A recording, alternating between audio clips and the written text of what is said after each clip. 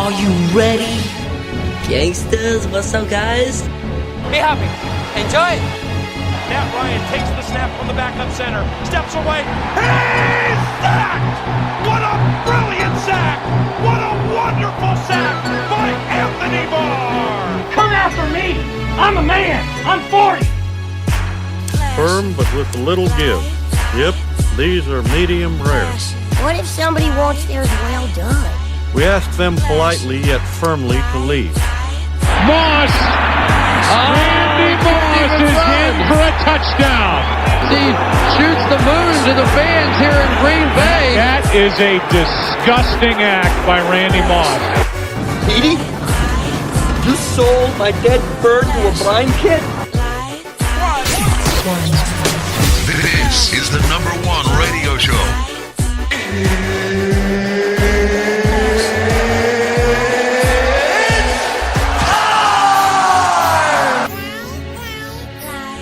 Welcome, everyone, to the North Star Sports Podcast. I am one of your hosts, Justin Ekstrom. I'm doing a little spot start in place. It was going to be in place for the man without a plan, Matt Geffrey, but he is actually with us. But since I wrote it, I have to actually spurse it into existence. So with me is Matt Geffrey. Hey, bud.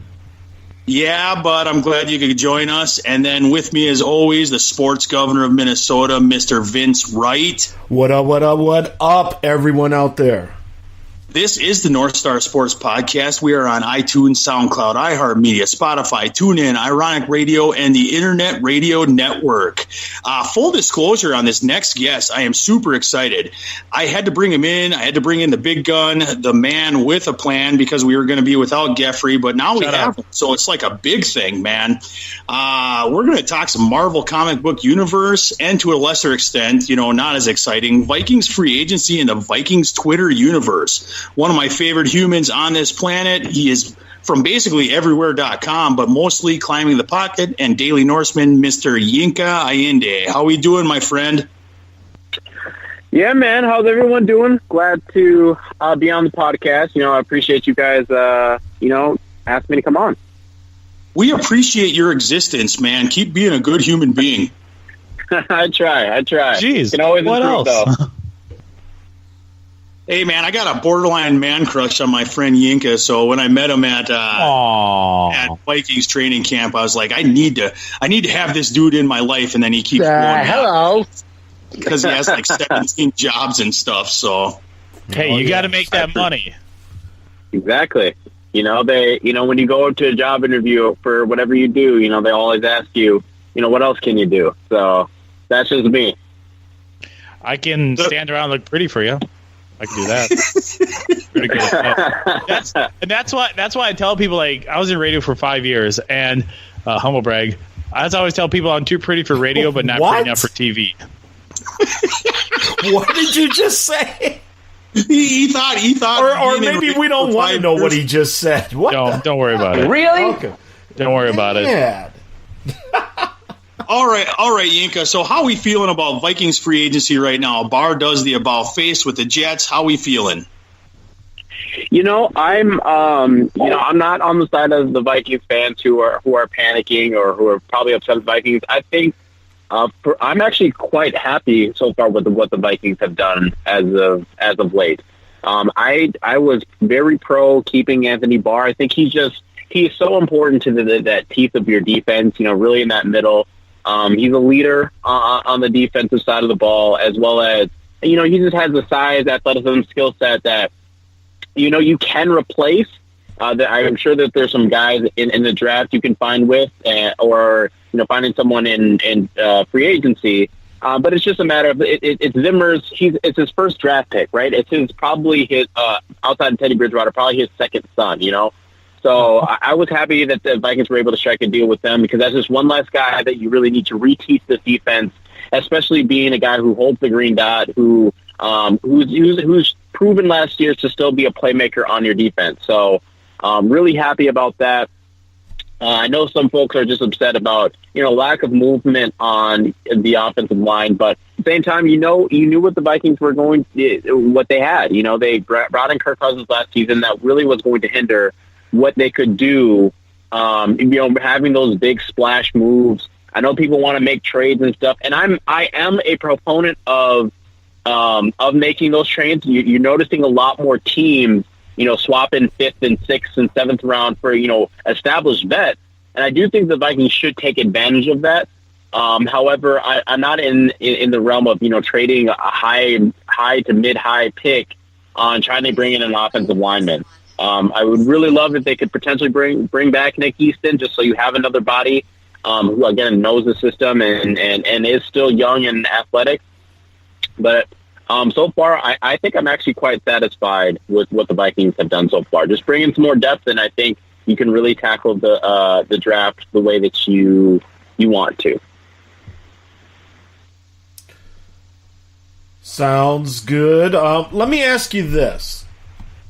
Vikings, Barr comes back. Where else does the Purple need to really fill in some gaps here? I mean, even with Barr coming back, still some questions with the defense from last year. Obviously, the offensive line is always something we talk about. So, Yinka, what do you think about that? Yeah, I do think that the Vikings, like I was saying before, they still need to bring in some depth. I think you should need to address your linebacker depth a little bit more. Obviously, you have Barr and Kendricks, but really behind them. I know they feel really highly on their defensive line with guys like Stephen Weatherly. I think they probably still like Tayshawn Bauer. If they can bring back Tom Johnson, so some of those interior guys. But I do think you need to find another backup nose tackle, and obviously you still have some of those guys. I believe Jalen Holmes and his name is escaping me right now.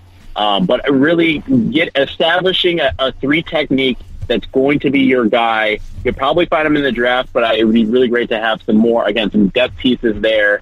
And then you don't really have to force a pick in the draft at all. You just literally let the board fall to you. There's not a guy that you're crazy about at 18. Move back a couple spots, pick up another, 3rd round pick, 4th round pick, and then, go from there. But I would like to see an addition at linebacker and defensive line. And, again, bring in potentially another wide receiver weapon. If there's another guy out there that you can just bring in to compete, try to do that. Hey, Yinka, real quick, and I didn't mean to interrupt you there. And Matty G's about to pop in with the question, but that's fine. You just kind of hit me with that third receiver. Obviously, Laquan Treadwell, fair to say, has not lived up to expectations. Is he finally going to be gone so we can look at bringing in that third receiver? I think that's something that the Vikings should explore. Here's the problem with Laquan Treadwell. He's a failed pick. You don't really have a future with him past, this season or whatever the case is. You're not going to pick up his 5th-year option. It's one of those decisions where, because of the nature of the pick, because of his status, he's always going to occupy a spot that could be really spent on really discovering what you have behind Stephon Diggs and Adam Thielen. So the biggest issue with Treadwell is that point is, you have a guy that is not really going to be in the future of your plan. So try to find another guy that's going to be that, whether that be, guys that you still have on your roster. You still have Chad Beebe, you still have, Brandon Zylstra, see what they have to, as far as competing and whatnot. But then obviously you still have the draft. And, you might not tackle the draft with, we need to really go get another wide receiver weapon because of a guy like, Laquan Treadwell or, whatever the case is have you. So I do really want the Vikings to move on from him. I know that I can't remember the numbers right now. I don't know if you actually lose anything as far as dead cap space by releasing him. But, obviously a trade. Swap a 7th-round pick. Swap a 6th-round pick. I'm sure someone might think of, or probably just a 7th, might think that he could be worth it on their roster. So, again, trade a veteran for a low-round pick. As a person with interest to the Detroit Lions, what about thinking trading a couple players from the Minnesota Vikings to maybe the Lions? Let's say Trey Waynes, Rhodes. You did talk about Treadwell. Those guys could be possibly trade bait, which I'll be okay with that. And I have a second question when you get done answering that question. Yeah, I'm really against trading Xavier Rhodes. I know that name has popped up quite a bit. I don't think it's in the Vikings' best interest He's still, when healthy, one of the best corners in the league. And really to have one surefire lockdown corner, I think is really important. I think Trey Waynes, with what he's done for you this year, I think trading him for, a second-round pick. I know that there was some interest. Looking at the Chiefs, would be a really good team that you could trade a guy like Trey Waynes with to a second-round pick. And what that allows you to do, it allows you to have flexibility in the draft. Vikings can really take advantage of, stocking up on some of these picks where, they have to address the offensive line issues. I think they have to address some of their defensive backup depth issues and whatnot. So I would be a proponent of trading Trey Waynes and for a higher round pick, and you're probably only going to get one high round pick for it. So the Vikings should take advantage of it. And, again, like another guy like, Stephen Weatherly, there has been some interest in him in the past couple years. So that's another pick that you could, or another player that you could move for, maybe a mid round pick or whatnot. So I do think the Vikings should take advantage of a guy like Trey Waynes because he's still young. And I think there's a few teams out there who like, hey, this guy's young, he's fast, he's proven to be a decent tackler. And I think the Vikings should take advantage of it.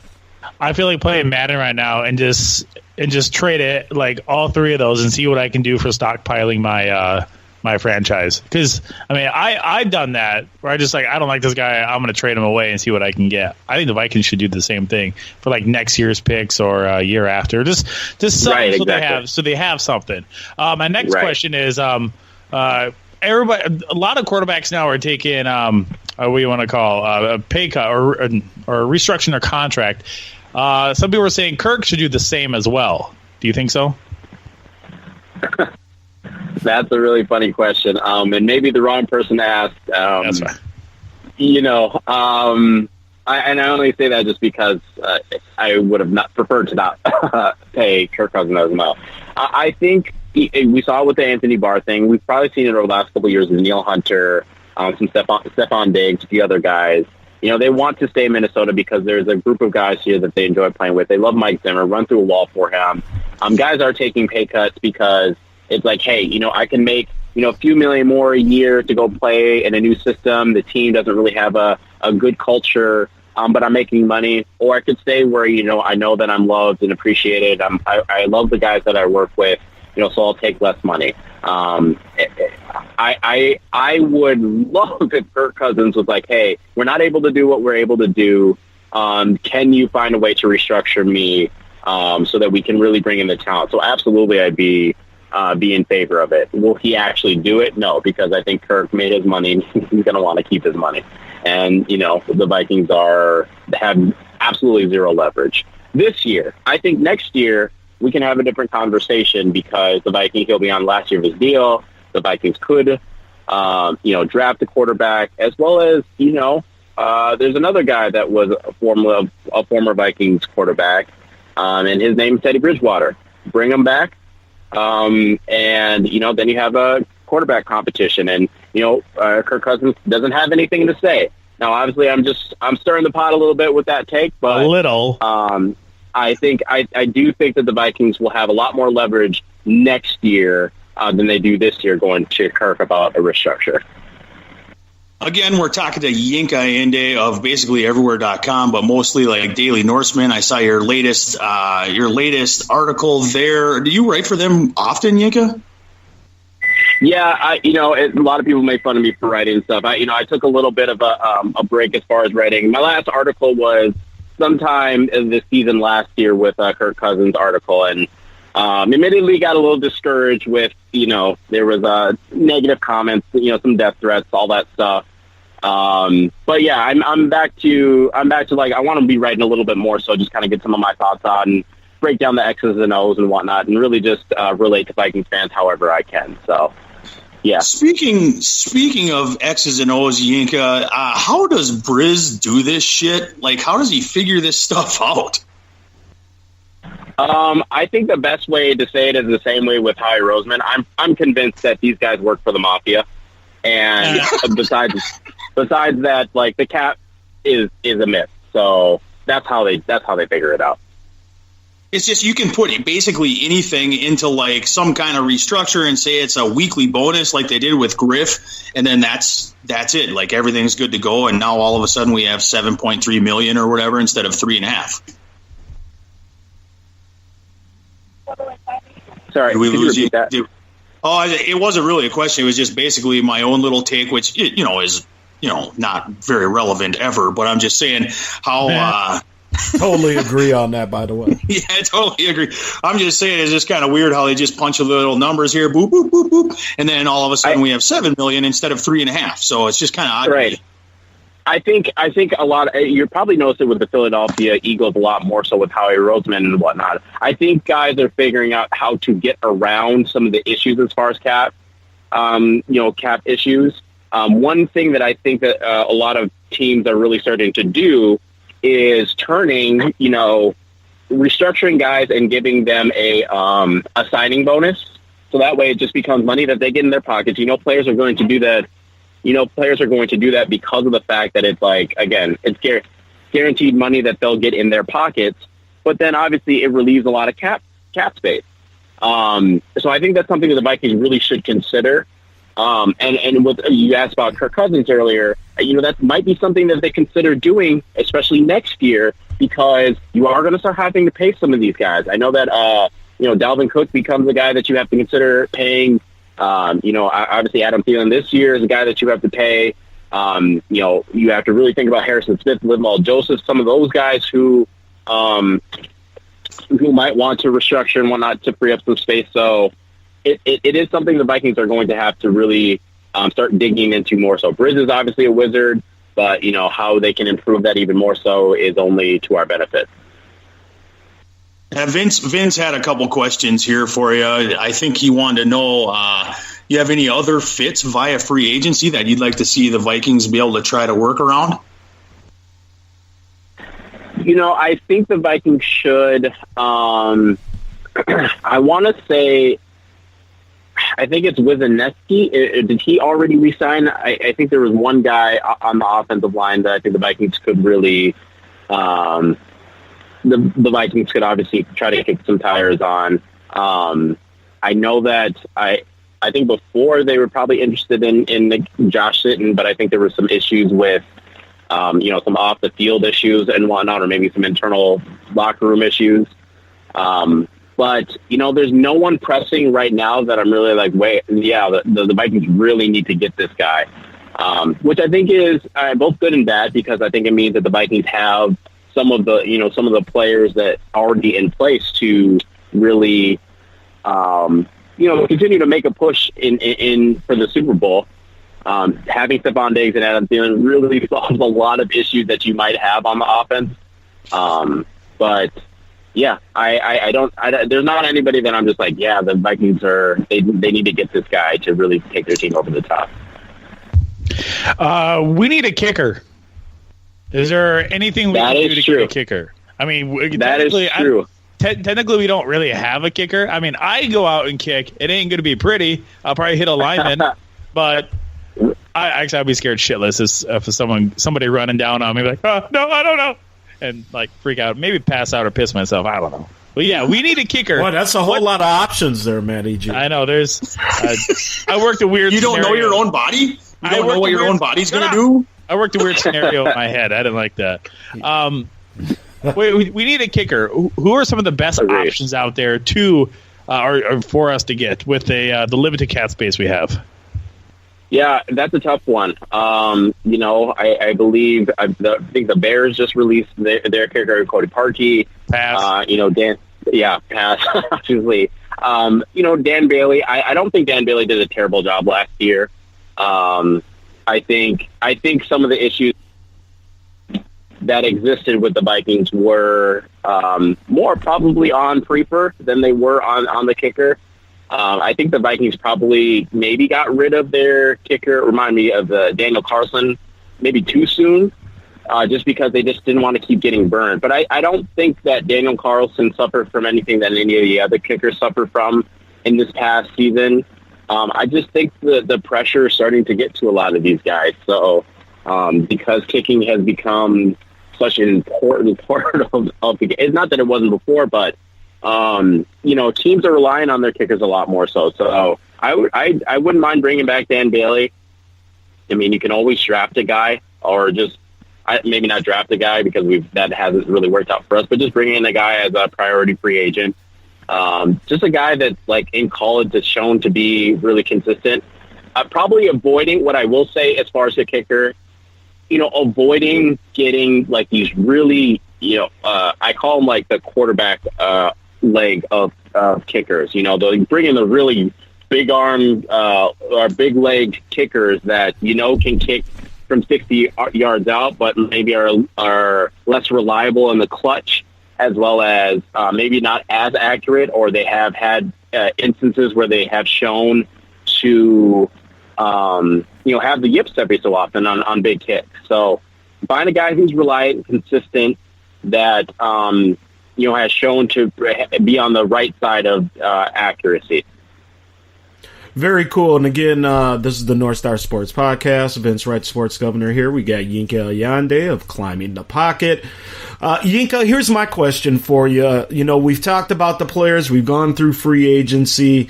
How do we feel about the coaching staff? There's been some changes there, some new faces.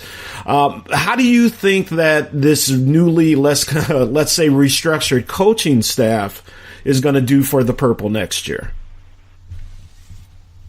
I think that the Vikings are going to be good on the defensive side. I think with Mike Zimmer, I think with Patterson and all the guys that they have there, you're going to be good on the defensive side of the ball. What we really care about, to be honest, is the offensive side of the ball. Is Stefanski, is he really going to be that guy that's going to take Kirk Cousins to the next level in his play? Is he really going to be able to put together solid game plans and just play calling that's going to put the Vikings ahead of the sticks more so than anything else? This is going to be something where Zimmer will have to evolve as a head coach and understand that running is an important part of the game, but it's not the most important part. So really finding ways to make Kirk Cousins healthy. Honestly, I've been kind of touting this for a while since we brought in Kirk Cousins. I want Kirk Cousins to go in to this offseason and sit down with Stefanski and have them both create the playbook that worked for Kirk Cousins, in which you're really putting together the plays that this is how he's thinking about things, and he has such a huge say in this, because obviously if he succeeds, that the Vikings are going to be succeeding on that side of the ball. So I'm just a tad bit with all the shuffling and stuff. I know you brought in some guys with both the son and the father of Kubiak. So I think that's going to bring you some more voices. But again, it also allows you to have something else to fall back on if Stefanski really isn't connecting. I just hate going through this many coordinators and stuff, just because it does affect the chemistry of the team.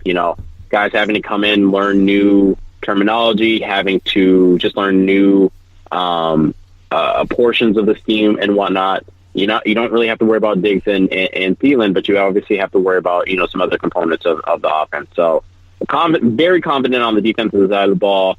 Still quite skeptical on the offensive side of the ball.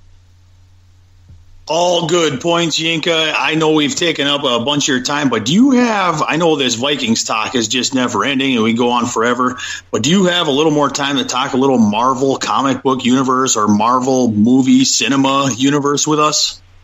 Oh, I will forever have time for that, my friend. Excellent. I just got to know right away what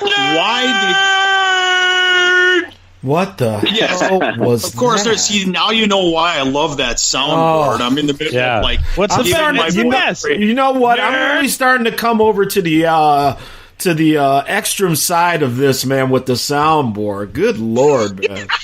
Hey. Okay, so Yinka, after we get that crap out of the way, tell us why are you so mad with the poster? Why are you so mad with the poster? Give me 1 second. I think he died. Oh, I thought that was Matty G again. Probably mad at the sound bar, too. He's probably like, I smashed into a bridge embankment. By the way, he just told us to fuck off, Justin Extra. No, Yeah. Lies. I didn't say that. All right, sorry, guys. Remind me one more time. What was the question? All right, Yinka, I want to know why you're so mad with the Marvel movie Endgame poster, and validly so. I think we missed him again. Yeah. There we go. Absolutely. Yeah, absolutely. So here's the thing: and in Marvel, it's so weird that they do it. So, Marvel has a thing where they have their big names that they constantly tell. Your Robert Downey Jr.'s, your Chris Evans, Chris Hemsworth, all those guys that you put on these posters. The thing about Marvel is it's struggled a little bit with representation, more specifically with their women. And the last I would say in the last year, you've seen a huge increase in women, even more so women of color. And I think it's fantastic. The more that you put forth these women's names on posters, it's so small, it's so little to a lot of people, but when you have little girls who aspire to be something bigger, representation is just so important to them, not only to just see the physical form, but also see it in writing as well too. It wasn't overly upset about it. It was just such a simple thing that I think Marvel could have done. Like, hey, you already put her on the poster. Just put Denai on, put her name on there, So that's what I was just like, hey, just continue on with what you're already doing as far as representation, and continue to be the role model that, not just you as an entertainment business, but just other entities where you can continue to, women kick butt, and let's continue to find ways to openly represent them. Here's the thing. I just pulled up an article here. Where does this come from? Forbes magazine, as of today. Captain Marvel, almost $200 million domestically, $378 million overseas, $575 million in change worldwide so far. Has anybody seen this movie? Because I was thinking about checking it out. If so, should I? I have, and I would highly recommend it. Okay. I have. Okay, so when I go into these movies, there's a few different viewpoints that I like. I think there's three, right? The first viewpoint is me as a comic book nerd, right? I know a lot of these storylines. I've grown up to them for years. I'm an admitted nerd. It is like I go into the movie. I want to see things that I've seen in comics or TV shows or things for years in live action. That's the first perspective. Second perspective is so one of the things that I do on the side. One of my passions is I'm an actor as well too. So I look at things from that perspective. See how well these actors are performing, see the choices that they're making. And then that's my second viewpoint. And the third viewpoint is it's just me just enjoying movies and films and just being a casual fan and not looking at things, trying to break them down. It's just looking at it through that lens. So when I go to see any of these movies, I try to, I guess, in a way, synthesize all these perspectives into having, kind of an objective opinion about the movie. I think Captain Marvel hits on a lot of good things that it's one of those movies you're going to get entertained from the very beginning to the very end. Do I have some gripes with it? Yeah, and that's probably more of some of my that's probably the nerd side / the actor side kind of coming back at it. But I think as a casual fan, I think you're going to be entertained with what you see. I got something that's literally breaking the news right now, and I have to share it. It's not football. Ladies and gentlemen, can I please have your attention? I've just been handed an urgent and horrifying news story. ESPN will be talking about this for a while. Bryce Harper leaves the game after being drilled by a 96-mile-per-hour fastball in the right ankle. Oh, ESPN's going to do a huge story. I just want to throw that out there before anybody else says it. Everybody's going to be doing a huge story on that, man. Ooh, wouldn't that be something? You heard it first. I mean, if this is a serious thing, like if he has a broken ankle or something like that. Oh, jeez. Well, oh no. Hope not, man. That's terrible. That's terrible. I'm hurting. I feel bad. I'm sure he's hurting too. He gets all that money. I mean, then he just gets to go to rehab. Well, by the way, since we know that Matty G, since he's not a Vikings fan, we probably know he's not a Twins fan. Who's your baseball team? Oh, you need to stop that. Oh, shot through the heart. You're to blame. He tried when Joe Mauer retired, man. Yeah, I did. I'm the official, unofficial owner / GM of the Minnesota Twins. Okay, so I just wanted to get it on record. My bad. And the reason why I can say that because I have a tattoo of the Minnesota Twins. So, all right, moving on back to Yinka here. Just want to throw that out there. Anyway, you keep your tattoos to yourself there, Home It's not Slice. sexually. Okay. Anyway, back to the comics here. The comics. Yeah. Favorite Marvel movie? Anybody? Right now, I would have to say Black Panther. I would say Black Panther, even though they're about to say, because I'm the black guy, Yinka, here, that's why it's my favorite movie. But I just thought Black Panther was just kind of on a nice, different level. And visually, I thought it was shot and looked just phenomenal on the IMAX screen. How about you, Justin? Mine are interchangeable. It's either Civil War or Infinity War, and then Black Panther, and then Ragnarok is my top three. Civil War is a great movie. I love Civil War. I just love Yinka was talking about a guy just kind of sitting there through the lens of just somebody just watching a movie where you don't have to pay attention to a whole lot of stuff. Just like aesthetically pleasing. There was a battle scene, and my favorite Marvel scene to date is in there where Captain America kisses that girl, and his buddies are in the car and give him that little wink. All right, the little malacca nod. It's funny that Justin. It's funny that you bring up Civil War. I don't say this very often, but so a couple of years ago, I actually had the opportunity to be an extra in that movie. So brag. in the very beginning. The very beginning scene where they're in like the Nigerian marketplace or whatever the case is. I'm one of the extras. Basically, when Cap throws up his shield because of a little bomb or whatever. There's like if you like freeze it, and you can actually see him in like a kind of like a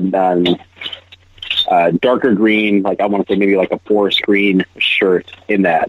Really? Shot for 5 days. One of the most exciting experiences I ever had. You can understand I was geeking out the entire time. So wow. So yeah. Not that I need a reason to watch it for the 111th time, but I'm going to watch it for the 111th time. You know what? I'm just about to put it in the old DVR voiceplex here, man. A little Civil War action. Let me say this, guys, real quick. Again, the North Star Sports Podcast, going a little comic book nerdy here with everybody. But I was not a fan of the Avengers after the first movie.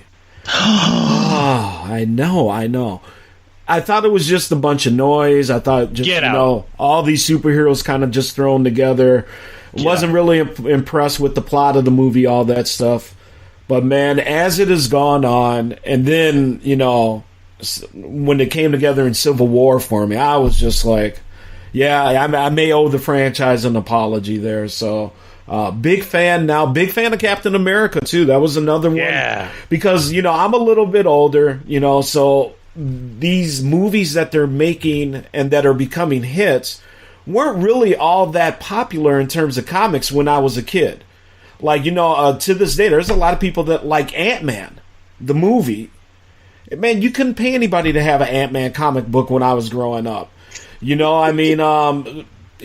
few people read Iron Man, things like that. X-Men was obviously the huge one and all that. But it is just amazing how some of these comics that nobody really cared about are some of the biggest hits movie-wise. I wasn't watching any comic books. I was watching Ninja Turtles when I was a kid. Like 90s Ninja Turtles. Okay, do you have like the Price is Right loser sound on that soundboard of yours? Or? Somewhere on there.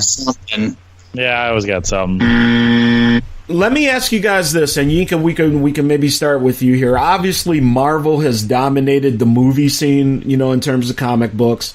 Let's flip it over to the other side with DC. Obviously, the Dark Knight series has been phenomenal, but DC movies have kind of taken some hits lately. Aquaman being kind of the latest one that's, kind of hit or miss depending on who you talk to. Guys, what do you think about the DC adaptations of their comics when they're on the big screen? I love. Is your name Yinka, by the way? Sorry, I was Yinka. Listen to the podcast. Sorry, I'm on my phone. Okay, good. Go, Yinka, go. Yeah, so this is what I tell people between DC and Marvel, right? Marvel essentially did what I think a lot of football teams probably needed to do to like start winning. They needed to be very, very patient with this huge universe that they were building, right? They knew it was going to be big. They knew that people were going to be excited. They knew the end goal was eventually going to be, what Infinity War and Endgame is going to be, right? So they knew that they were going to do this over the course of, 10, 15 years, and they had to slow pace it, right? The problem is that DC, they were in a conundrum because they just got done with, Christopher Nolan's Batman trilogy, and then they really wanted to do what Marvel was doing. The problem is they finally found their Superman, but they wanted to rush everything. And the thing is with DC isn't like Marvel, right? They're not necessarily making movies for the family. They're making movies for comic book nerds, right? So the movies tend to be darker. The movies tend to have a little bit more of a darker undertone, not as many jokes as you see in Marvel. So they needed to find a formula that works for them. I will say that I think what they did I didn't really like Aquaman that well, but objectively I could say I think they have finally found a formula that works for their movies in Aquaman. So if you go see Aquaman, you'll see what I'm saying compared to the other movies in which, again, it was just a really, really dark tone. You didn't really get a sense of like where the movies were going or where they were leading to. Whereas Marvel, you always knew this movie was connecting to this movie. This movie was connecting to that. This movie was telling may be a story, but it was a small, it was a small penny in a large pond again, it's a giant book, right? You're just reading every chapter in it. Whereas DC movies just felt like they just felt so disconnected. So I think that was the biggest issue with Marvel or DC was having with Marvel. But I think that they're going to improve on it here in the next couple of years. That's good to hear. Matty G, would you like to jump in now, sir? I guess. I'm a huge fan of Batman. So anything with Batman. But Batman is kind of the one that everybody agrees on. I even like from the 1960s. Those old ones. Oh, the TV show Batman? The TV show, and also like the regular, I guess, nowadays movie.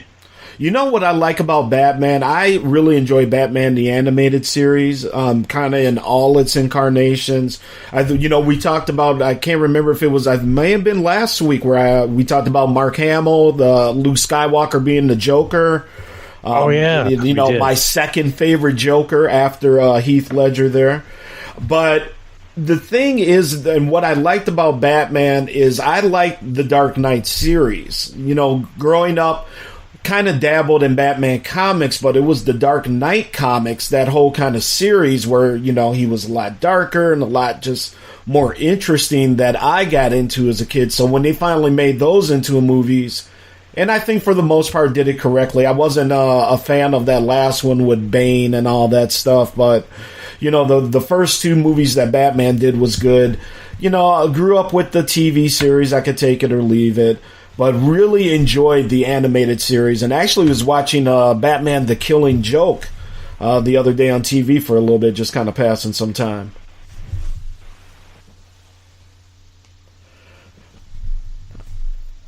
Any other thoughts on the DC era there, Matty G? No. Okay. That's all I have. I'm not a big comic guy. I was outside all the time when I was a kid. Well, so was I. We were told... We said, hey, Yinka, go, your whole take was going to be, I like Batman? Yeah, basically. You cut off Yinka Ayinde, the Yinka Ayinde, to say, I like Batman. Sorry, I'm stupid. It's all right. Do we want to do the little Ryan Tannehill news real quick before we say goodbye to Yinka? We want to hear his thoughts on that. Yeah, why don't we do that real quick? Go ahead. Lead the way, Justin Ekstrom, the miracle from Malacca. Yeah, the miracle of Malacca. There we go. Yes. All right, so Ryan Tannehill's going to the Tennessee Titans. Is that a surprise, Yinka? Yeah, I mean, it is because, I'm not a huge fan of Ryan Tannehill, but he's still in the league? I think it's a weird move. Obviously with the fact that there was some talk that Teddy Bridgewater was going to go to the Dolphins, and they really just don't have a quarterback right now. So it's just surprising that they're willing to deal Ryan Tannehill over to the Titans. And I don't know if this is a move that the Titans really don't see Marcus Mariota as their future, or if it's a case where, they just wanted a decent enough backup to Marcus Mariota because of the injuries. So I think it's a strange move. I think it's a yuck move, but hey, they're not my team, so I'm good with it. How does he fit in with the Titans? Like, they have Marcus Mariota, and is he, like, I know he used to kind of be that RPO type of quarterback in college, but he's not really that anymore. Like, what do they expect to get out of him as a backup? Well, if I can jump in real quick, Marcus has been a little injury prone here, though. His, the past couple years. If Tannehill can accept being in the backup role and making some decent money, then I kind of like it. But, if he's looking to be the starter, that's obviously not going to happen unless there's an injury. That's exactly right, man. $7 million, $12 million with incentives. That's what's being reported right now. So that's a pretty hefty price for a backup quarterback. But, I mean, we've seen it work out in the past. Yeah, Eagles. Yeah, it's the weirdest stuff, man. So I think we better wrap it up here. Like, our first segment, that's probably the longest we've ever had a first segment, but I don't think we've quite had a guest that I fangirl over as much as Yinka Ayinde. So very much appreciated. I gotta thank Yinka Ayinde for coming on the North Star Sports Podcast. Yinka, real quick, tell us where everyone can follow the Saxy Prince on the Twitterverse and any of your work, any of your movies, anything. Just shout it from the rooftop, my friend. Yeah, absolutely. Appreciate it. You can always find me at Saxy Prince, one word. You can, I write for the Daily Norseman podcast as well, too, for Climate Pocket, also write for Climate Pocket, contribute. I produce all the music that you are mostly hearing on Climbing the Pocket. Nice. I have hopefully have some works that are coming out here soon to watch my acting as well too. You can also check out some past work that I do. I did Theater People season 4. Watch me there. I'm trying to get this short film out to the blogosphere so that some people can watch it. I thought it was really great. But other than that, I always love engaging with people on Twitter. So, feel free to at me, message me. My mentions are open. You should probably take a day off. Just take a day off and not do anything like play, let's say, video games, which I'm going to do here in a little bit. I appreciate that he does not take a day off because it's fantastic talking with him. Thanks again to Yinka Ayinde, Climb the Pocket, Daily Norseman. You are listening to North Star Sports Podcast. Once we take a break here, we'll talk about some other things. We have our NCAA bracket challenge that we'll talk about. We have a few other things. Twins are only 2 weeks away from yesterday. We got 13 days. Vince wants to say something real quick before we get into break. Good times got robbed. Okay, stop. We will get into that in the next segment. You're listening to the North Star Sports Podcast on whatever streaming device you're listening to it. Hang on for just a second. The North Star Sports Podcast will be back. Crudely painted, not so funny plywood cutout folk art. Crudely painted, not so funny plywood cutout folk art. Crudely painted, not so funny plywood cutout folk art. Hi, I'm Al Harrington of Al Harrington's wacky waving inflatable arm flailing tube man warehouse and emporium. As an unwanted result of a recent lawsuit, I am now in possession of hundreds of pallets of crudely painted, not so funny plywood cutout folk art, and it's just waiting to transform your uncut trash-strewn lawn into a living canvas that tells passersby, "Hey everyone, a real funny bugger lives here." Your neighbors will chuckle warmly, and motorists will slow down and applaud when they cast their eyes on such favorites as sort of Ben & Jerry's looking cow, black silhouetted cowboy leaning on barn, and everybody's favorite, fat woman bending over tending to her garden in big polka-dotted bloomers. Most of this stuff is priced to move, and until it does, it's an enormous fire hazard, so please, come see me on Route 2 in Weekapaug. Look for the sort of Ben & Jerry's cow out front. Oh, jeepers, why don't you like the North Star Sports Podcast on Facebook today? It's better than Dante Culpepper throwing a touchdown pass to Randy Moss there, eh? You remember the big New York blackout? Sure. Caused by a Canadian hydroelectric plant at Niagara Falls. The Canucks claimed that it was a faulty transmitter. We had reason to suspect otherwise. Why? Why do you? These Canadians suffer from a serious inferiority complex. That's why they built this. Canadian National Tower, world's tallest freestanding structure. Our scientists can't figure out its purpose. Now, but theirs can't either. Canadians are always dreaming up a lot of ways to ruin our lives. The metric system, for the love of God. Celsius. Neil Young. You're right, Gus. Of course I'm right. It was crazy of us to have been so blind for so long. But we thought, oh, they're just Canadians. Yeah, they're practically the 51st state. We admired them. Clean streets, no crime, no minorities. How'd they do that? No slavery. God, they're smart. Their entire government is run by socialists. Yeah, but it's not the real pinko stuff, Gus. No. That's where you're wrong. They've always had these tendencies. Capitalism must be destroyed in all forms. What the hell is this? You see what I mean? We haven't been paying any attention. We think that, they're a little strange with the socialized medicine stuff, but do you know that they provide free college to anyone? Free trains, free eyeglasses, free condoms. Jesus. Do your superiors know about this? Gutless dust mammals. Ever since I told them we'd be back from the Bay of Pigs by 10, they've treated me like dirt. Well, you've done a great job here, Gus. I'm going to make damn sure the president knows of your fine work. Like I care.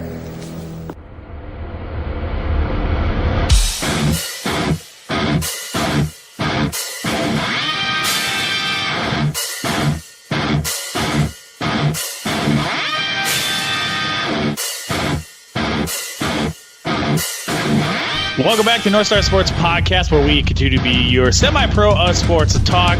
Again, I'm Matt Geffrey. Justin Ekstrom will be back in a little bit. Vince Wright is the sports governor of Minnesota is here, and we're going to talk some Minnesota Twins. I am excited that the Minnesota Twins are going to be starting in about less than 2 weeks for us. There's still snow on the ground. The field is still damp at Target Field.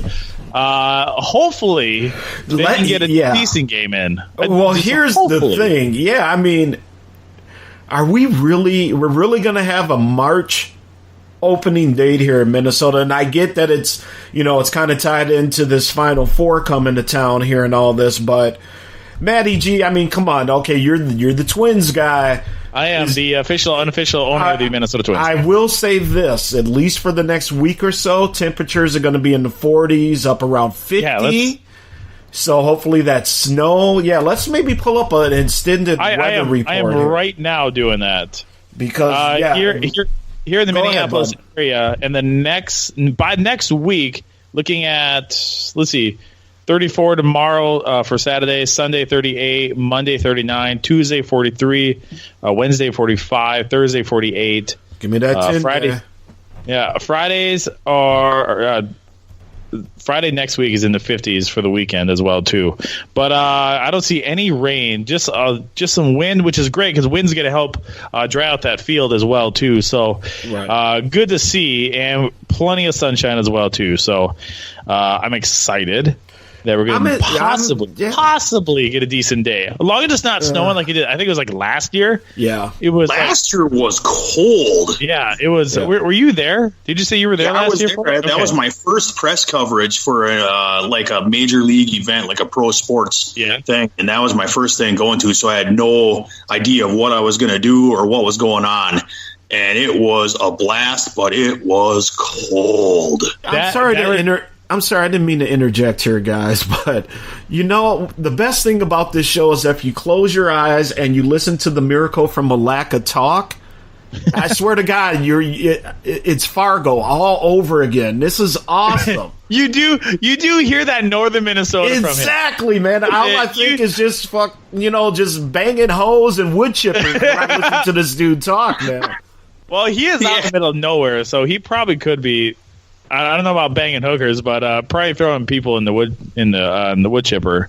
Yeah, Justin's not to be messed with. But I like you close your eyes, you listen to this voice, and it's that movie. All I have to say is I may not be throwing wood chippers or anything, but friends help you move. Real friends help you move bodies. Well, there's that. Yeah, you betcha. You do know. See, now I hear it so bad. Oh man, it's okay. You're the Miracle from Malacca. It's all right. Miracle from Malacca. Well, hey there, bud. Go down by the lake and get some sturgeon there. I like catching the walleye from Malacca. I get that walleye there, From Malax. You guys suck. Now, if you go on the res, it's very similar. It's like, hey man, you want to get some fishing done there, man? What are there Mexicans on the res? I was going to say that sounds more like a Cheech and Chong impersonation. He's like, Mister, you dropped your pencil. That's not a Native American voice. Yeah, it is. Yeah, it is. Okay. I've been around for a long time, man. I'll tell you what now. All right. Okay. Back to baseball. Back to baseball. I really think that a lot of problems could be solved if we could have built a retractable roof. But they weren't going to do two, though, Matty G. That was the problem. I mean, you got the football stadium, and with the money involved, man, they just weren't going to do it. At that time, here was going on at that time. You had the 35W bridge collapse was just finishing up. You also had Gophers TCF Bank happening. U.S. Bank was in the works, and Target Field was happening as well. So state-wise, they could not fund it unless you guys want higher taxes. Yeah, and also I think, too, they looked at it like, okay, if you have two, what's the purpose? Because, take next month's Final Four. For the football stadium, we already have an enclosed stadium, so to speak, right? That we can have other events like this. They were promised. We got our Super Bowl. To then go and have the roof on Target Field, as practical as it would be, obviously, for the beginning of the season, and the end of the season, by the way, too. I mean, we know how if we ever make it to the playoffs. That's true. But I just think that they're like, look, we got a roof on one. Here's one we can do the indoor concerts. Blah blah blah. It's done. So I think that's what happened with Target Field. That sounds right, but I don't know. It's hard to draw fans when it's that damn cold, and it's going to be tough. People in the media are okay, but other regular fans are going to be hit and miss. And it's already hit and miss area already. Well, correct me if I'm wrong, and let's get the miracle from Malak in here as well. But this is what we wanted. We wanted outdoor baseball. We wanted to get out of the putrid Metrodome. As much of a home field advantage as that place could be, you know, we all know what the Metrodome was in terms of a fan experience. And, you know, just kind of like everything else with Minnesota, you know, we got to put up with a little bullshit. We're like Andy and Shawshank, right? We got to call through that 500 yards of shit to get to our freedom, which is summer. And, you know, I wish they could push it back a couple weeks, obviously, with the camp this year. Thank you very much. 2 shows nightly, by the way. But this is what we wanted, so you got to take the good with the bad. You know, and when it's, you know, a beautiful summer night and you're sitting out there at Target Field, hopefully watching some good baseball this year. Summer night. My Grease impression. Wow. That was absolutely fucking horrible. It's total horseshit today, man. Oh, man. God, you suck. Jeez. Thank God no one's signing you up for any talent shows anytime soon. Wow. Ow. Anyway, Vince, finish your... Okay, please. I mean, totally took me off track here. But anyway, I don't even know what the hell I was talking about after that putrid... That was Grease? Yeah, that was my best Grease impression. I'm sorry. Oh my God. It was pretty bad. Definitely. Yeah, thank you. Grease is not the word with this homie. What the fuck was that? I'm sorry. Thank you. Finally. It was there. I couldn't find it. I had it in a different spot. I was going to say, that's the perfect soundbite finally, because thanks for playing, man. Next contestant up for bids. Fine, I quit. I'm leaving. On the midnight train to Georgia, hopefully. Midnight train to Georgia. Oh, here he goes. I love to sing. Singing's awesome. Yeah, I don't know if you can actually say that. You love doing whatever it is you were doing, but I don't know if you love singing because I haven't heard it yet. Well, let's just leave Grease to Travolta. And by the way, get better, Olivia Newton-John there about a breast cancer. Shit. Had a huge crush on Miss Olivia Newton-John growing up as a kid. Do you know where the weight room is? Yeah. Xanadu. In the movie Xanadu, I don't think I've seen a girl look better than when she was in Xanadu. I don't know if you remember that movie, Vince. Terrible movie. Horrible movie, but I get what you're saying. And also, kind of with the song, but, you know, I can listen to Let's Get Physical more than once. Let's get physical. Not you singing it, fool. Oh, God damn it. Isn't it? Jeez. Is that Olivia Newton-John? I thought that was Barbara Streisand or something. I thought that was somebody else. All right, our next contestant hails from South Dakota.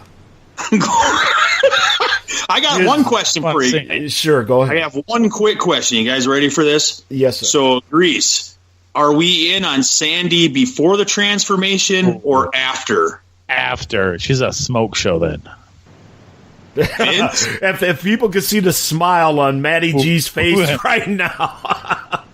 He likes the hardcore give it to me, stud. I got to go with them, too, because, you know, even in real life, you know, Olivia Newton-John was always kind of considered, you know, that prim and proper girl and all that stuff. So when she came out with the black leathers and the heels and all that, even this young kid at the time was like, yeah, I can work with that. I can definitely work with that. So I'm actually going to agree with MC Matty GG and the place to be, rapping for the one and only University of Bemidji. That's right, Bemidji State in the house. Go Beavers.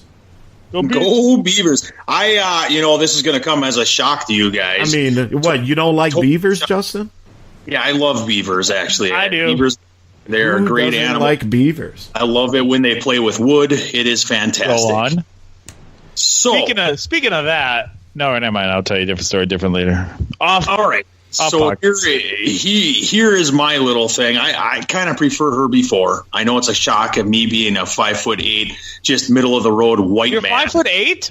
Yeah, well, 7.5, 5'7.5". Don't count your Remember, penis. just I don't know. I liked her as the little wholesome girl type thing. That's I'm not totally saying expected, though, because Justin is totally the wholesome dude from Malacca, man. He is, he's literally Minnesota's version of Andy Griffith. He is just that country dude, good heart, looking out for everybody, good family man, great wife at home, a couple darling kids. Justin is that. So I totally get him wanting the pure, pristine Sandy from Greece. I just love what you were just peddling there, man. I hope there's one little bit of this podcast that my coworkers listen to and like my family listens to, and it's that 16-second segment. Well, you can definitely edit that. You can also, tell people to listen to the podcast, Justin. That's where can we get it? Yeah, where can we get it? Oh, Spotify. You can get it on iTunes, Spotify. That's right. We're also coming to you live and direct on TuneIn Radio. You want to know who else is a smoke show? And she's a little bit older? Jane Fonda. Moving. I'm not in on that one. I don't. What, dude? She was hot as a young lady back in the 60s. She's still good. She's like close to 80. But yeah, no. I told her I wouldn't. You're on that island alone, homeboy. She was married to Ted Turner forever. Anyways. Okay, so do we want to do a prediction of the Twinkies record right now, or do we want to wait one more week? Let's wait one more. Yeah, wait one more week on that. Okay, before below or above 500, let's do a little preview of that. What are you guys thinking? Below 500, above? Well, the sports governor of Minnesota is going to say above 500. Ooh.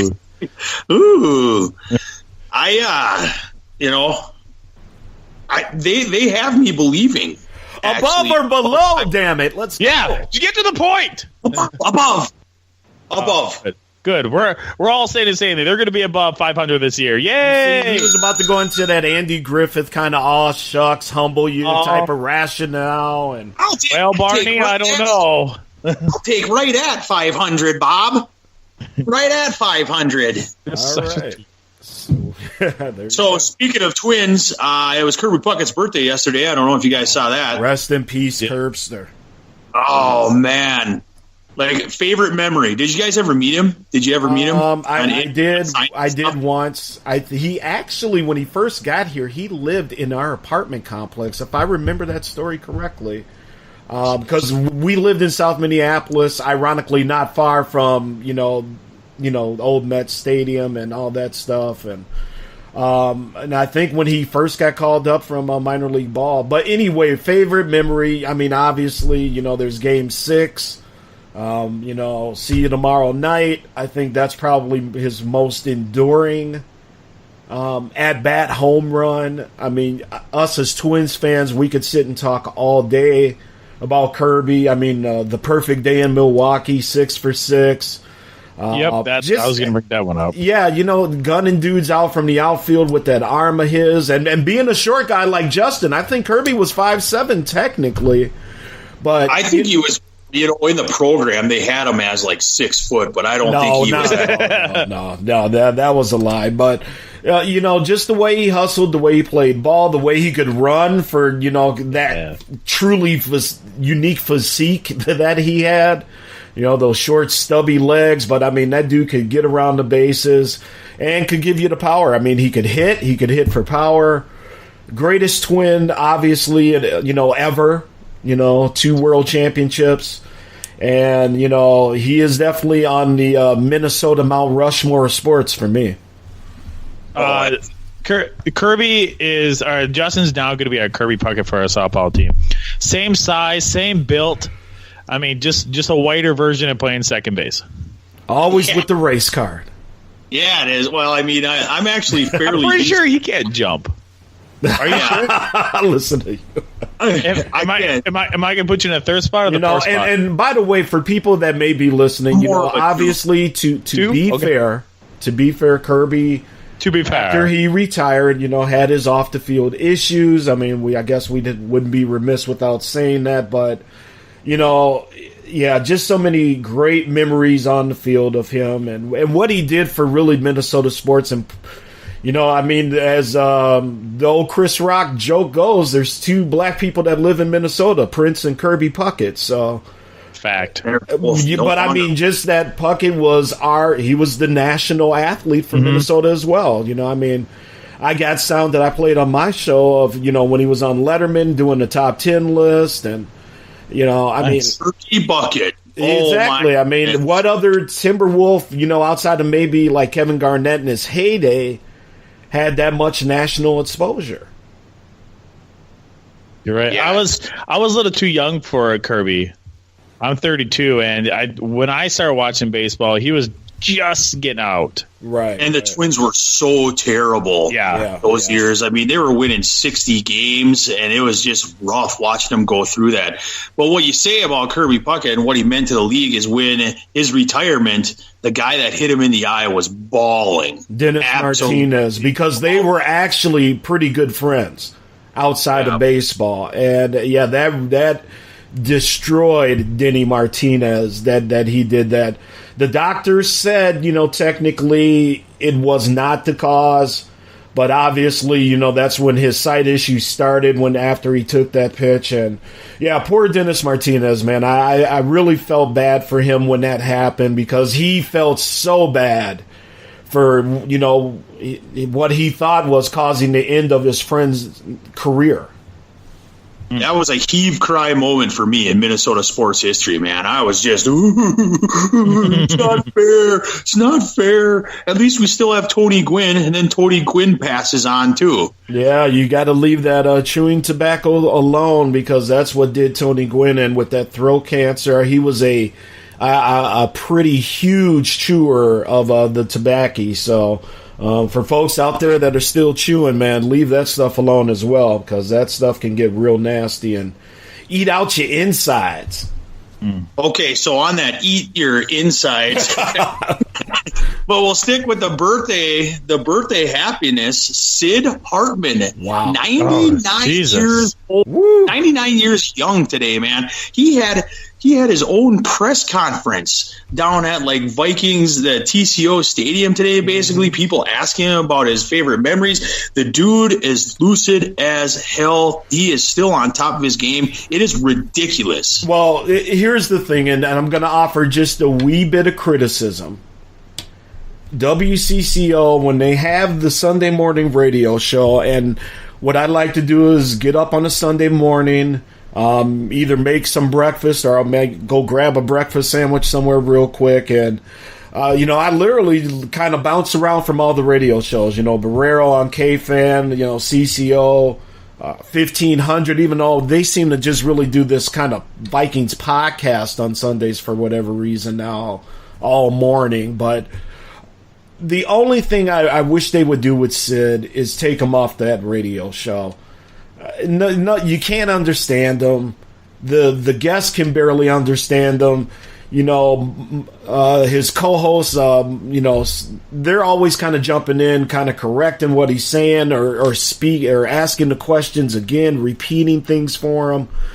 And I realize this is what Sid does. You know, as soon as Sid can't do this anymore, he's going to pass away. It's going to be one of those type of things.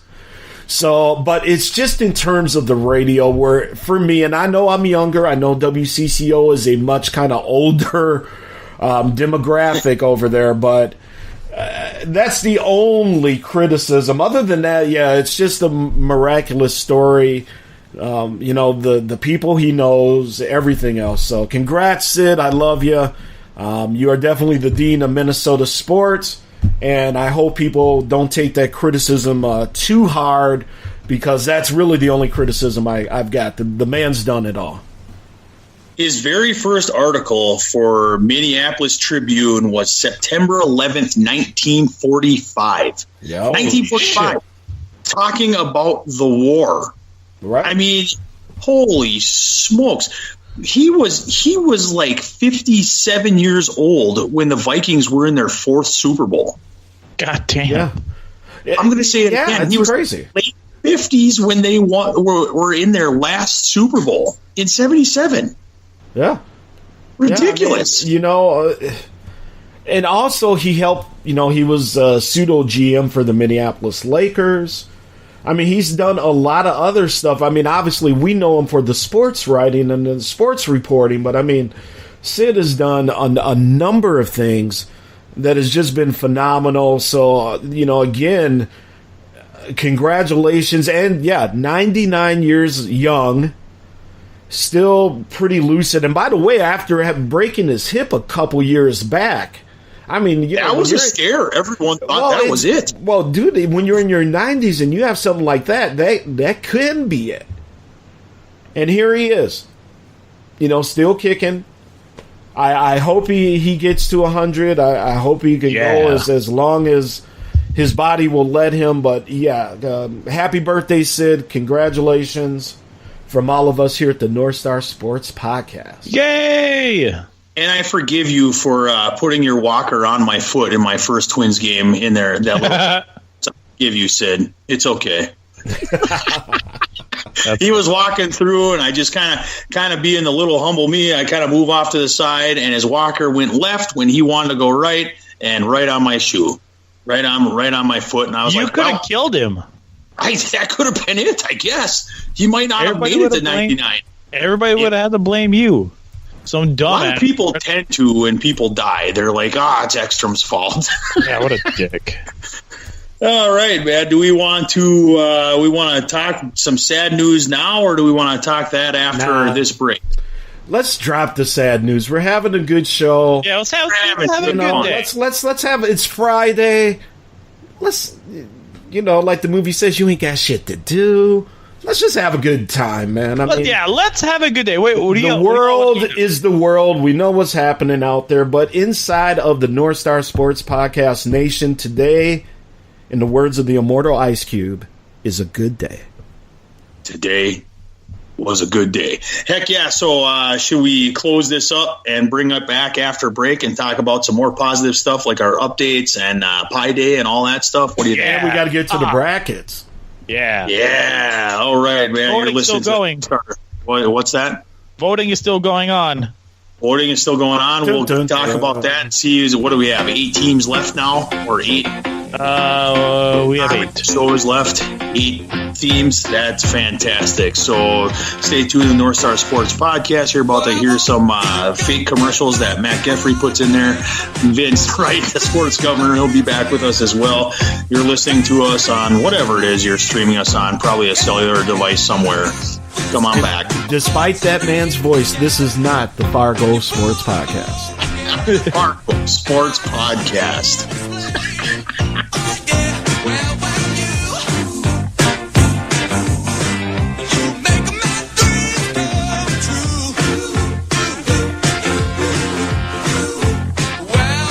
The North Star Sports Podcast on Twitter @NSS Podcast. More after this.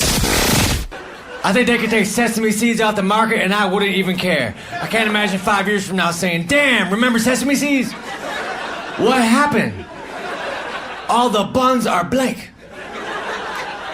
They're going to have to change that McDonald's song. 2 all beef patties, special sauce, lettuce, cheese, pickles, onions on a bun. How's a sesame seed stick to a bun? That's fucking magical. There's got to be some sesame seed glue out there. Either that or they're adhesive on one side.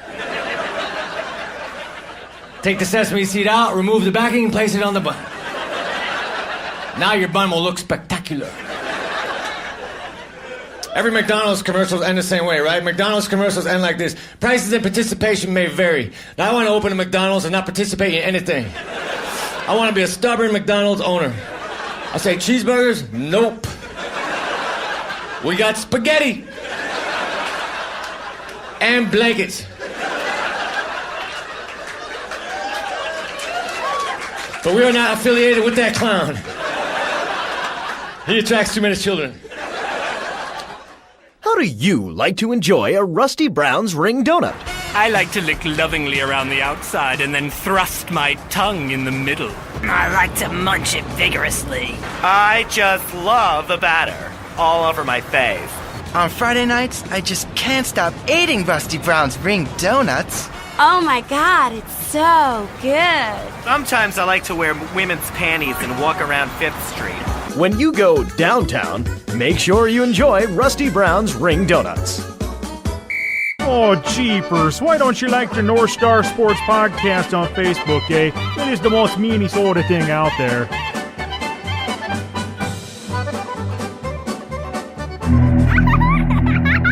What's this I found under your bed?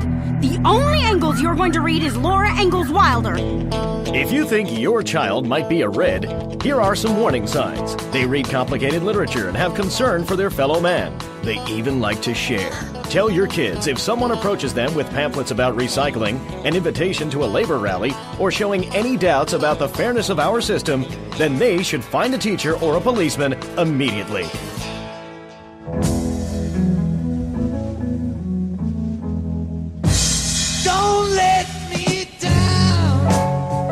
And welcome back to the North Star Sports Podcast. I am Vince Wright, the sports governor of the great state of Minnesota, sitting here with the man, the myth, the legend, the miracle from Malacca, Minnesota, Justin Ekstrom. And then some dude that claims that he's a Minnesota sports fan, but likes to talk a lot about Detroit Lions and Dallas Cowboys, the one and only Matty G in the place to be. What up, sir? Hey, guys. Minnesota fan. Okay. Anyway, well, I tell you what. Now we're going to get those pesky Green Bay Packers. We're going to get them. Spoken like a true Detroit Lions fan. Oh yeah, I forgot. All right. Anyway, we are back in the North Star Sports Podcast. And, guys, let's get to it, man. We have been having a fun-filled bracket challenge that went off the rails last week with some bullshiggity voting. Whoa. I don't know if Putin was involved. I don't know what was going on. Something was tampered with, and somehow what was it? Alan Thicke's show? Growing pains beat. Show me that smile again. Show me that smile. I guess popular amongst the Caucasians everywhere, but Good Times, Good Times was robbed with that bullshiggity. You know what? You should have voted. You should have told more people out there to vote. I did, but I digress. It's done. It's over with. I can't change it, so let's just move on. Matty G, what do we got for brackets this week, and where is the voting going? It's the sitcom-themed bracket challenge. Here's Matt Jeffrey. All right, in our first region, the Fonzie and Daisy Moses region, it was Friends versus MASH, and MASH won that one 4-3 over Friends. They move on. Going down the list, Cosby versus Sanford and Son, and Cosby wins 5-2. Happy Days versus Fresh Prince of Bel-Air. It is Fresh Prince of Bel-Air moves on to a 5-2 victory over Happy Days. Full House versus All in the Family. This was a landslide. Full House. Yep. Again, theme. Not just show. Plus, they got a what's her name in there now? Going to jail. Becky's going to jail, man. What's going on? We should boot him out of here. Just because of that. Politically correct. Let's just take him out the bracket. 2 weeks in a row where we're just 2 weeks in a row where Vince is under protest. Exactly. Full House won 7-0 landslide over All in the Family. That's moving on. Thing. All in the Family, much better thing. Okay. Moving on to the other side of the bracket, it is the Skipper and Urkel region. The Skipper and Cheers Urkel took region. on Three's Company, and it is Cheers 6-1. And then we had Laverne and Shirley and Growing Pains. It is Growing Pains 7-0 landslide. Just love it. I just want to They're winning against Cheers right now, too. Yeah, I just want to let that play out for a little bit. Next one is the Golden Girls versus the Beverly Hillbillies. It is Beverly Hillbillies 4-3. They move on. Scrolling down more, the last one in this, and then we'll do the winners, or we'll do the current week. Gilligan's Island versus the Facts of Life. It is Facts of Life moving on. 4-3 was the final score. Can I say something? And I may be jinxing this, and I definitely want the miracle from Malacca to pop in on this. Matty G is reading at a phenomenal rate today, don't you think? He is. I am pretty stoked. Like, I think he might have practiced. It did not skip a beat. Didn't mispronounce one word. I hope I didn't, curse him. But let's get to the next bracket here. This is interesting. Go ahead, man. Yeah. Next one's going to sound exactly like this. I don't know. Anyways, the winners. We're moving on to the winners now. The Fonzie and Daisy region. Fonzie and Daisy Mash versus Cosby. As of right now, Cosby is leading 3-2. And then we have Fresh Prince of Bel-Air versus Full House. And Full House is winning 4-1. Oh, yeah, I don't know about that. That day, you got a lot of work to do. I think I'm the one vote for Fresh Prince. Oh. And then, quick. Yeah. Did you see the trailer? And I don't know if this is an indie movie or what, but there's a Fresh Prince movie out there. What? Yeah. Shazam? I'll tell you what. If you go to Sports Done Right's Facebook page, or I'm sure you can just YouTube it, Matty G, if you want to get a link up for Star Sports page there. Okay. But yeah, just 2019 Fresh Prince. It seems legit. It looks kind of interesting, to be perfectly honest with you. Kind of a real, kind of more serious take on Will and the story on how he gets out there. But yeah, take a look, people out there, if you're interested, and let us know what you think. We'll get it posted on the page. Continue. I'm sorry, I didn't mean to interrupt. Skipper and Urkel Moving region. on to the Skipper and Urkel region. Here's the winners. Cheers and Growing Pains. They're going up against each other. Growing Pains right now leads 3-2. Again, you have till next Wednesday afternoon to vote. Hillbillies, the Beverly Hillbillies versus Facts of Life. And as of now, it is Beverly Hillbillies 3-2. So that's a good matchup there. That's a good one. I like that one. Yeah. So it's well, all the quote unquote minority shows were taken out. I'm still filing an official protest. You got one. You got two. You got Cosby and you have Fresh Prince. You have two left. I'm surprised. It's nice Cosby's getting a little bit of a run because they had all those different,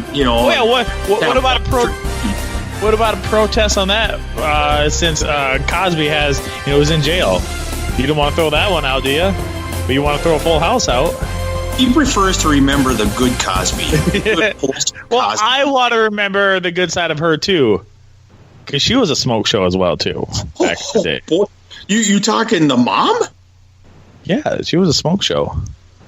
All right, then. Back in the day, I would. Yeah, I would have never pictured you to be all in on Mrs. Huxtable. I would have done it. Yeah, well, we know that now. Anyway, so so you got a little thing for Claire.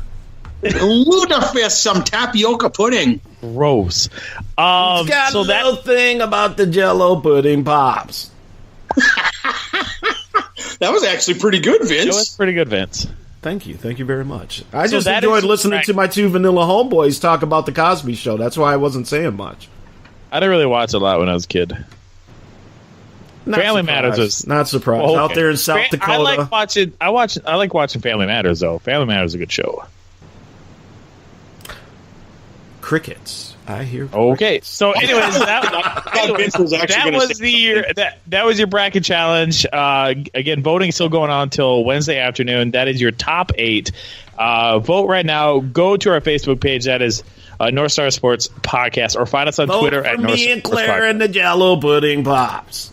Well, do what you got to do.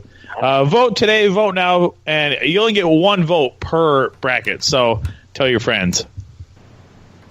And I do prefer to remember all the good things about the Cosby Show. That's what really kind of sucks, though, and all this stuff, and then totally not defending, Bill. He went through the process. He was found guilty. But, man, it is just what that show was just phenomenal. And, Thursday night, Cosby, Family Ties, Cheers, and Night Court. Then later taking over as you throw Seinfeld in that Thursday night mix. Waiting for that. God, why we didn't put that in there? Or was it in there? Well, I don't know. I don't remember. Glaring omission. Well, there's always next year or next bracket challenge, whatever. We'll get to one. I think next year should be the greatest of villains of all time. And it could be like all the Jokers, because there's so many good Jokers out there. I saw one of those last year. They did like a 68 or something. They did a play-in and everything, and like 2 of the final 4 were Jokers. It was Heath Ledger versus Mark Hamill's Joker, I think, in the championship. That's a good matchup. I'm telling you, pull up on YouTube Mark Hamill doing that. Until you actually see him in the booth, and, a lot of them they'll do the side-by-side. Yeah. With the actual animation. Just phenomenal. Like I said, his mannerisms and just like that. Oh, it's so good. And his laugh, that Joker laugh that he does. It's great. It's great. All right, I'm excited, man. So, do we want to get to the real NCAA stuff now, or do we want to talk about Pi Day? Pi Day. I'd rather not talk about NCAA. Oh, here we go. Yeah, basketball. Now he doesn't want to talk. It's me. I actually want to talk about basketball, and Matty G's like, bleh. Well, very quickly. Well, we probably should because hello. I saw your belly. The home team from Minnesota did win last night against Penn State. Barely, but hey, a win is a win. It should honestly be the win that gets them into the tournament. But listen, they're set up tonight to play Purdue, who they beat about a week or so ago. Good luck. If you can get past Purdue and just then it becomes that little run story that the Gophers needed. Hey, now they're in the semifinals. They're going to be playing, probably Michigan State. I don't have the brackets in front of me. They're going to be playing a good team. If they get past Purdue, they are for sure in. Most people are saying they are in for sure now. By the way, we just had Michigan State beat Ohio State earlier. I don't have the score in front of me. And right now, as I turn to the monitor, Wisconsin is up with a couple seconds left in the first half over Nebraska, 34-29. Did you guys see Mills Fall, the head coach for Nebraska, take a tumble? No. Oh, I missed it. I did hear about it, but he took, after a really good win, he was running off the court and took a tumble. By the way, also from South Dakota. He took a tumble on his way down, got up, cheered, and ran back into the locker room. There you go. Yeah, because Nebraska had the upset, right, over Iowa. Was that who they beat? I thought it was Maryland. Maryland. There you go. Yeah, right. Iowa wasn't that highly rated. I think the Gophers are in. That was it. That they're going to be a 9 seed probably from bracketologists that you see 9 or 10. Mm-hmm. See them. I don't know what kind of run they have in them, but this is a start, man. If they can beat Purdue off to the semis and see once what happens, you could be facing in the semifinals. You could be facing a team like Nebraska or Michigan State. Michigan State's kind of a tough one to beat there, but anything's possible. They could at least get to the championship game. Okay, KG. Totally can. Okay, KG. I was just being a little positive. That's all. I'm not positive in this one. I think I see revenge coming on the minds for the Purdue Boilermakers tonight. They're playing very well ever since they lost to Minnesota. So that's why I'm worried. That was kind of the wake-up call they needed for the tournament time. Purdue's always dangerous, man. The last 2 years, I don't know. It seems like they can get hot at the right time. They can lose to anybody, and they can beat anybody. And that's the scary team. Yeah, and I was just going to say real quick here, just kind of looking through some of the other games today. A fun one in the Big 12 Conference, if you're a college basketball fan. Iowa State against Kansas State. Kansas State finally dethroning their in-state rival, the Jayhawks. Kansas State wins the regular season Big 12 basketball championship. Phenomenal team, solid team, and Iowa State, which is always fairly good in hoops. This should really be a fun game to watch. I'm looking for a lot of up and down there. And then again last night with the return of Zion, Duke answers the critics. They beat Syracuse, and Zion is just phenomenal. He comes back from the Nike shoe debacle. 9 from 9 for the field. He's dunking all over the place. I don't know if you saw that block shot where he leaped from about 16 feet out to block this dude's shot, it seemed like. Is Zion in trouble as well, too? Little Instagram thing? Yeah. Or he's a college kid, man. I mean, come on, dude. You gotta watch yourself. If you're that high level and that far up in the chain of being a top sports athlete, you got to watch yourself. People are going to see that. Would you? Okay. Would you watch yourself, or would you say, "Hey, he was trying to get"? I'm not that good, so I would never. I wouldn't give a shit. I mean, come on. We've all tried to get with ladies, as we like to say. In another. Tried to last night. Well, as we say over in the X Squad Nation, we call it the Newtsie. The Newtsie is undefeated. Okay, and it is. We have all done some stupid stuff for the Newtsie in our lives. Hey, I get it. He's the best college basketball player in the world. You got to be careful who you're DMing with and doing all this stuff with. I get that, but I mean, he's just trying to get. I'm all about shoot your shot. Shoot it. Go ahead, man. He wanted to. Yep. Shoot your shot. You see your shot. So I proceeded below the flight deck. I saw my opportunity. So well done. He ruined my Top Gun reference. Yeah, he ruined my Top Gun, and well, whatever. Fuck off. Let's move on. There's stupid soundbar. NCAA championship stuff. We still want to talk about that, or Matt, you bored? I think Matt's bored. Here, okay. I got something for you for that one if I can find it. Here it is.